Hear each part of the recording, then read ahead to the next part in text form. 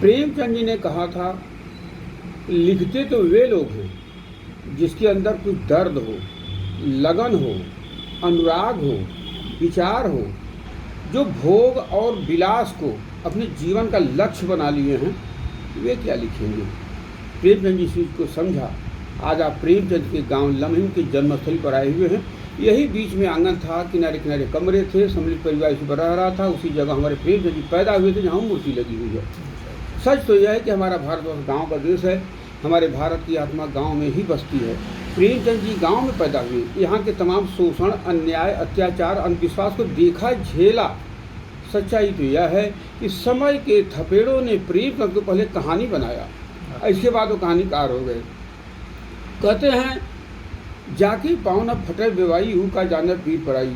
तो प्रेमचंद ने ऐसे हालातों को देखा। कहते हैं कि हालात से हुनर पैदा होती है, चाहे इंसान हो परिंदे।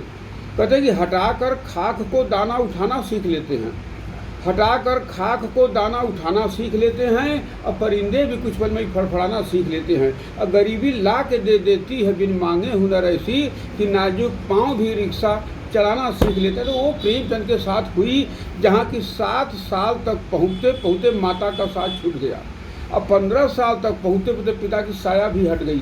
ऐसे बालक को तो बहुत बड़ा आवारा होना चाहिए था, लेकिन हम लम्ही ग्राम वासियों को क्या पता था। हम लोग जान रहे थे कि वाल्मीकि एक ऐसे आवारा थे जो कि इतनी बड़ी रामायण की रचना की, लेकिन हम लम्ही ग्राम वासियों को नहीं पता था कि हमारे लम्ही में भी ऐसे वाल्मीकि पैदा हो चुके हैं जो कि इतने बड़े साहित्य की रचना करके आज पूरे संसार में जो कि छा चुके हैं। आज देखा जाए तो हिंदी साहित्य, हमारा भारतवर्ष हिंदी भाषी देश है। आज जो है हिंदी साहित्य प्रेमचंद द्वारा हिंदी साहित्य का विदेशों में महत्व अगर किसी ने दिखाया तो वह प्रेमचंद। शायद अगर प्रेमचंद की हिंदी साहित्य नहीं लिखी गई होती तो हमारे भारतवर्ष का हिंदी साहित्य अधूरा रह गया होता, जिसको पूरा करने का कार्य प्रेमचंद जी ने किया एक कहानी बन करके। सच्चाई, कहानियाँ पहले भी थी, उपन्यास पहले भी था, लेकिन भूत प्रेत वाली कहानी थी, परियों की कहानी थी, राजा रानी की कहानी थी। उस कहानी को प्रेमचंद ने मानव की जिंदगी से जोड़ा कि असली कहानी ये है।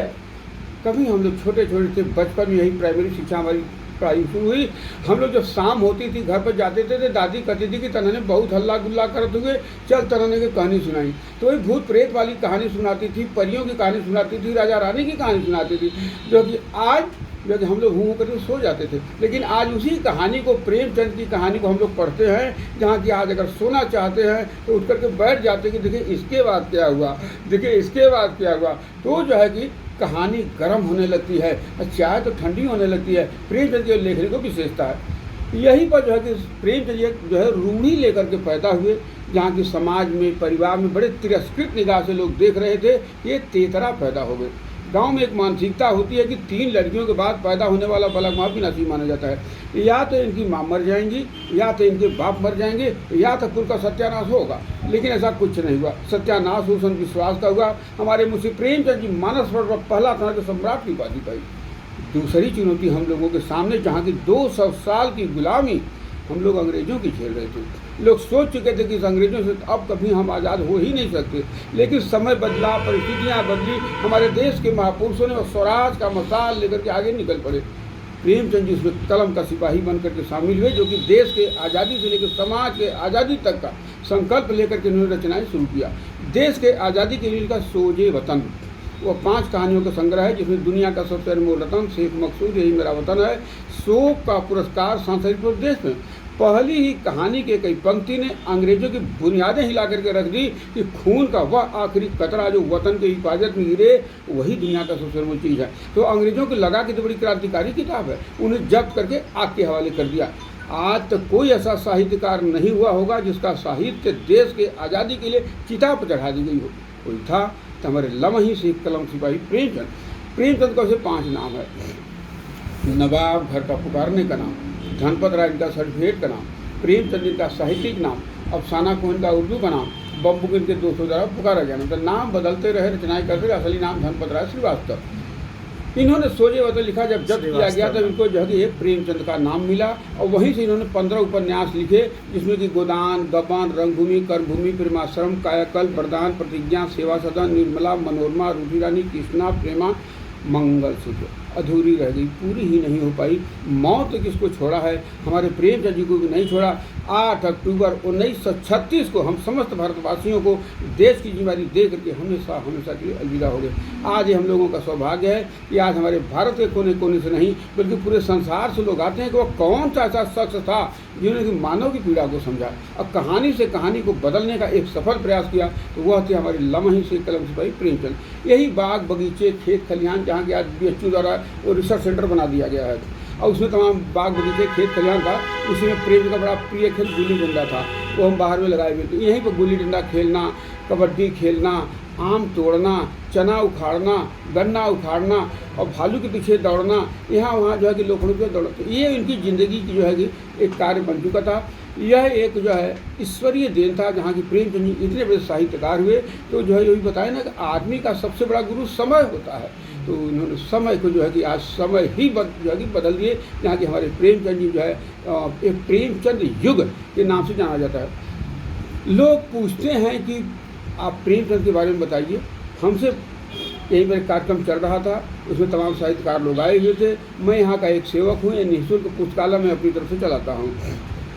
लोग कहानी पढ़ करके बताते हैं, मैं कहानी बन करके बताता हूँ। मैं खुद एक कहानी हूँ। कहानियाँ हमारे आपके घर से शुरू होती हैं, किताबों में कहाँ खोजते हैं। अगर प्रेमचंद के बारे में बात की जाए, सच्चाई यही है कि प्रेमचंद तो के अथाह सागर थे और जो है उस सागर का मैं तो एक बूंद भी नहीं हूँ। लेकिन फिर भी अगर प्रेमचंद के बारे में जानना है, सच्चाई यही है कि प्रेमचंद जी ने जो अपनी सगे धर्म पत्नी से नहीं बताया, जो अपने बेटे से नहीं बताया, वो अपने साहित्य से बताया। तो अगर प्रेमचंद के बारे में जानना तो उनके साहित्य से बढ़ करके कोई नहीं बता सकता। अब मैं प्रेमचंद के किस साहित्य की चर्चा करूं?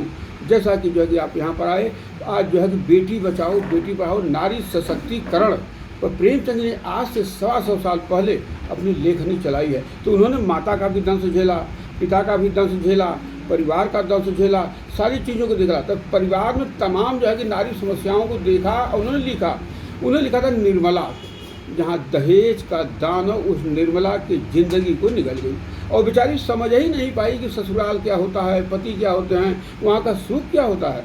वो बेचारी अपनी ज़िंदगी के जंग को लड़ते लड़ते हार गई और मर गई। अब बदनसीबी ही नसीब हो गई। तो प्रेम जैसे हालातों को देखा, आज वह निर्मला चौकट डांट चुकी है, अपने अधिकारों को मांग रही है।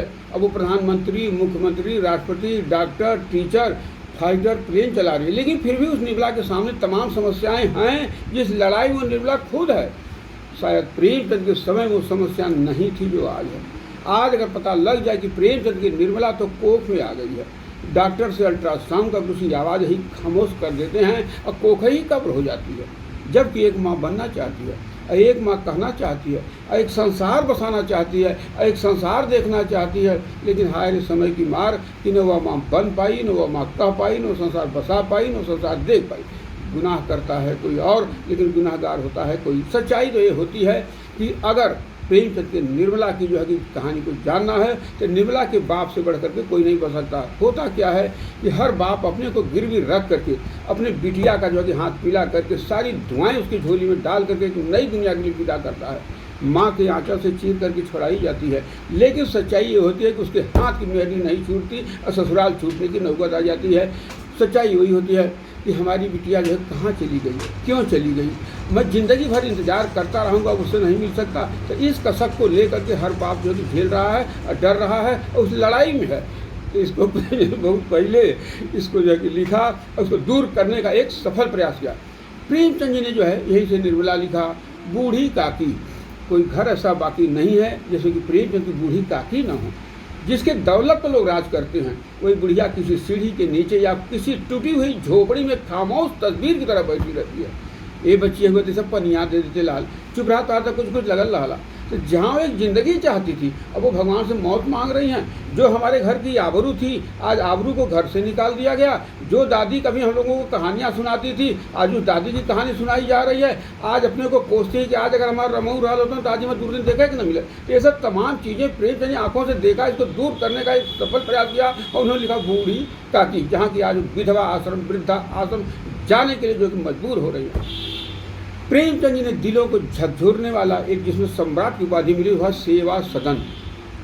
हमारे बनारस को दाल मंडी से कहानी लिखी गई। अपने बाप की दुलरुई लाडली थी, जहाँ की जो है कि पायल के लिए अगर फरमाइश कर दी तो बाप जो है ला करके दिया, आंगन में पटक पटक के चलती थी, कितनी खुश होती थी। लेकिन हाय रे जमाना, उसको ऐसा मजबूर किया कि एक दिन पायल पहन के घुघरू पहन के तवायफ के कोठे तक पहुंचने के लिए मजबूर कर दिया। खिलौनों की मांग करती थी, आंगन खिलौनों से भर जाता था, इसलिए उसकी लाडली थी। जमाने ने, हालात ने उसको ऐसा मजबूर किया कि पूरे जमाने के हाथ की वो खुद खिलौना हो गई। तो प्रेमचंद ने उसे देखा, उसको दूर करने का प्रयास किया, उसमें उनको सम्राट की उपाधि मिली। वो हमारे प्रेमचंद हैं, जहाँ की झकझोर करके रख देते हैं। तो लोग मंच पर चढ़ते हैं, कहते हैं कि प्रेमचंद की रचना कालजयी कालजयी कालजयी। कालजयी नहीं, कालजीवी। आज भी हम उस समस्या को झेल रहे हैं, चाहे वो बुधिया की समस्या हो, चाहे निर्मला की समस्या हो, सेवा सदन की समस्या, बिटिया की समस्या हो, आज भी हम उसमें झेल रहे हैं। आप भी उस लड़ाई में और मैं भी लड़ाई में हूँ। बड़ा अच्छा लगा कि आप लोग यहाँ पर आए। आप लोगों से थोड़ा सुख दुख में बांटता हूँ, बड़ा अच्छा लगता है। आप लोगों का स्वागत है। शुभ नाम बोल दिया। हमारा नाम सुरेश चंद दुबे, समाज सेवी, लम्ही, वाराणसी। और उनके वंशज के बारे में कुछ? वंशज के बारे में, प्रेमचंद के 2 बेटे थे, श्रीपत राय और अमृत राय। अब इस दुनिया में नहीं है। एक जो है कि 94 में 96 में जा चुके हैं। ये लोग यहाँ से छोड़ के जो है कि चले गए इलाहाबाद। इलाहाबाद जाने का कारण था, और सच्चाई ये है कि प्रेमचंद जी 1900 से शुरू करके 1936 तक रूढ़ी परंपराओं को तोड़ने का सिलसिला शुरू कर दिया। एक समस्या थी विधवा समस्या, जो कि समाज में ही इन्होंने देखा। अब विधवा से ही जो है कि शादी किया शिव रानी जी से, वो बेवा उस पर लिखे हैं, प्रतिज्ञा में लिखे हैं। तो उसमें जो है विधवा से शादी करके आए, और उसमें विधवा विवाह अंतर्जातीय दोनों प्रतिबंध था। जब शादी करके आए तो इनको घर से निकाल दिया गया, दरवाज़ा बंद कर दिया गया कि सवेरा राणे का मुँह के देखी। प्रेमचंद इस परंपरा को तोड़ा, न सरकार का नियम देखा, न समाज का नियम देखा, अपना खुद नियम बनाया, विधवा से शादी किया, एक मिसाल कायम किया।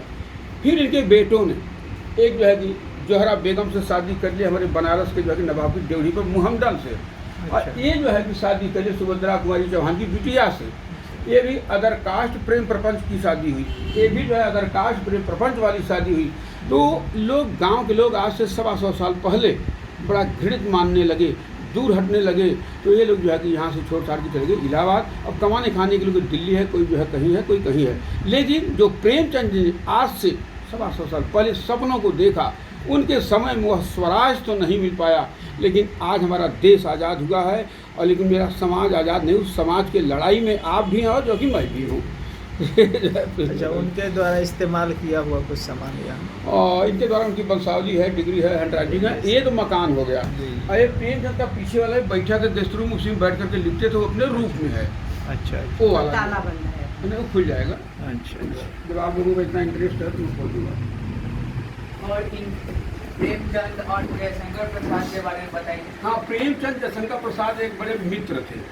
जयशंकर प्रसाद जी हमारे बनारस के ही रहने वाले हैं। और प्रेमचंद वहाँ पढ़ाने जाते थे, बेनिया, चखम्भा, बांस फाटा को पढ़ाने जाते थे। इन लोगों की बड़ी मित्रता थी जो है, तो उनसे दोस्ती थी। ये जो है कामायनी के सम्राट कहे जाते हैं, उसे कामायनी, चंद्रगुप्त, स्कंदगुप्त, तितली, आंसू, कंकाल, जन्मेजय, कनाडेय, तमाम जगह लिखे थे। सच्चाई है कि प्रेमचंद जी जिस समय अपना अंतिम सांस लिए, कि इन्होंने जो है उनको कंधा भी लगाया था। और प्रेमचंद के मरने के बाद भी जो है बेचारी दुनिया से जो चले गए, और वो जो है उनके एक मित्र भी थे जो है प्रेमचंद के जो है। तो जयशंकर प्रसाद हमारे बनारस के। और इनके मुख्य रचना है प्रेमचंद के फटे जूते। प्रेमचंद के फटे जूते वो हरिशंकर परसाई जी लिखे हैं। हाँ जी, यहाँ जो है उनका फटा जूता है। हमारे भारत की सभ्यता संस्कार को जानना कहीं जो है चित्र से बढ़कर कोई नहीं बनाया। इसमें संस्कार देखिए, सभ्यता देखिए। मेरा भारत महान, मेरे भारत की अगर महानता देखनी है तो इस तस्वीर से आप आंकड़ा लगा सकते हैं। आज अगर फोटो खिंचाया जाता है तो कंधे पर हाथ रख के खिंचाते हैं, चिपक के खिंचाते हैं, तमाम एक्शन करते हैं। लेकिन वो सादगी है कि उधर हटी हुई है, इधर हटी हुई है। ये जो है टायर की चप्पल पहनी है, फटे हुए जूते पहने हुए हैं, लेकिन फिर भी मेरा भारत महान का जो है कि ताज पहनाए हैं जो है वो है प्रेमचंद जो है। आज यहाँ रूस, America, France, German, Italy, England, पुर्तगाल, चिली, कनाडा, तमाम जगहों से लोग आते हैं। जहाँ की जो अंग्रेज हम लोगों की भाषा से जलते थे, आज हमारी भाषा को ट्रांसलेट करा के अपनी भाषा में पढ़ रहे हैं। जो हमारे रंगों से जलते थे, आज हमको सीने से लगाने के लिए जो बेताब है जो है, तो जो है लम्ही गाँव है प्रेमचंद का जो है लम्ही। चलिए, बहुत बहुत धन्यवाद सर। अब जो है थोड़ा समय